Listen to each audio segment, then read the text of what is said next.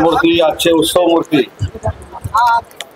आम्हा सर्वांचे मार्गदर्शक रत्नागिरी जिल्हा परिषदेचे माजी अध्यक्ष आदरणीय राजेंद्रजी महाडिक साहेब, या विभागाचे लोकप्रिय आमदार आदरणीय शेखर निकम सर, व्यासपीठावरील सर्व सन्माननीय मान्यवर, सगळ्यांची आता नावं घेत नाही आणि पाऊस सुरू झालेला आहे. पण राजकारणामध्ये पावसात भाषण केलं की तो पक्ष जिंकतो असं पण आहे. त्याच्यामुळं महाडिक साहेब, शुभ संदेश आहे. मी पावसामध्ये भाषण करतोय.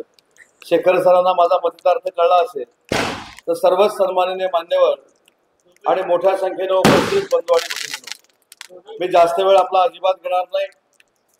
आज ग्रामपंचायतीचं उद्घाटन झालं, अनेक विकास कामांची उद्घाटन झाली, पण या उद्घाटनाच्या निमित्तानं शेखर सरांच्या आणि महाडिक साहेबांच्या साक्षीनं मी अजून एक आपल्याला शब्द देतो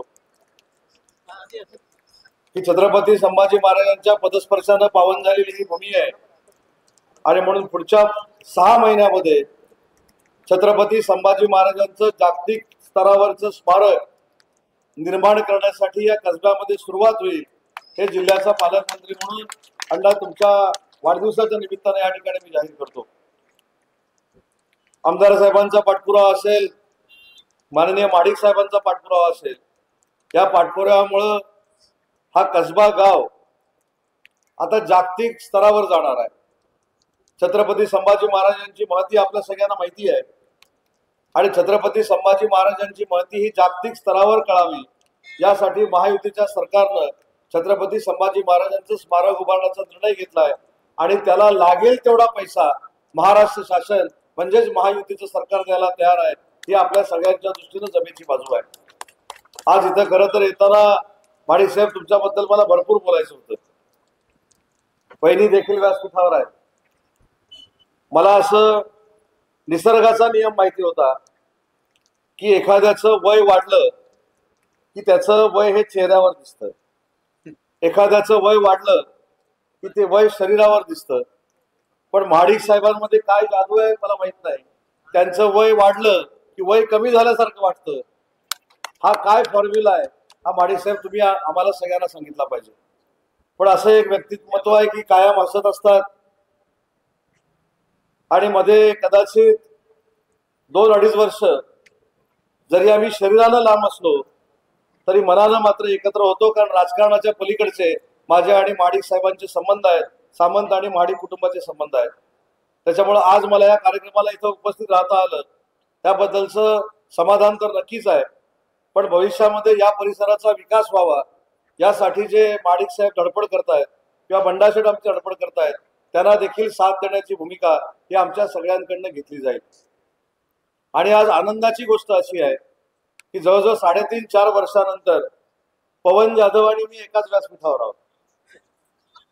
आता हे व्यासपीठ असंच ठेवायचं की काय करायचं हे पवननं ठरवलं पाहिजे. पण पवन राजकारणाच्या पलीकडे जाऊन मी पवनला देखील धन्यवाद एवढ्यासाठीच देतो की राजकारणामध्ये कटुता ही कायमस्वरूपी 5वीला पुजलेली आहे. परंतु पक्ष जरी भिन्न असले तरी संबंध कसे टिकवायचे हे जर कोणाकडनं शिकायचं असेल तर महाडिक कुटुंब असेल किंवा पवनचं कुटुंब असेल यांच्याकडनं शिकलं पाहिजे.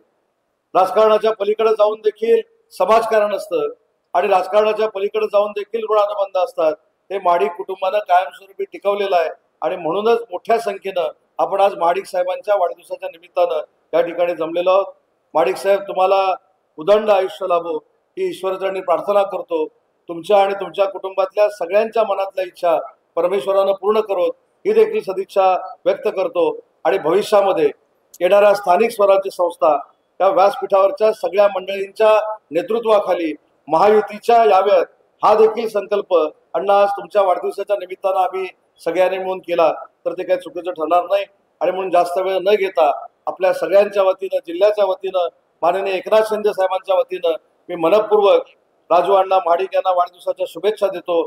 आणि त्यांनी भविष्यामध्ये समाजकारण करत असताना एक वेगळा आदर्श या महाराष्ट्रासाठी निर्माण करावा ही देखील इच्छा व्यक्त करतो आणि माझं मनोगत संपवतो. जय हिंद, जय महाराष्ट्र.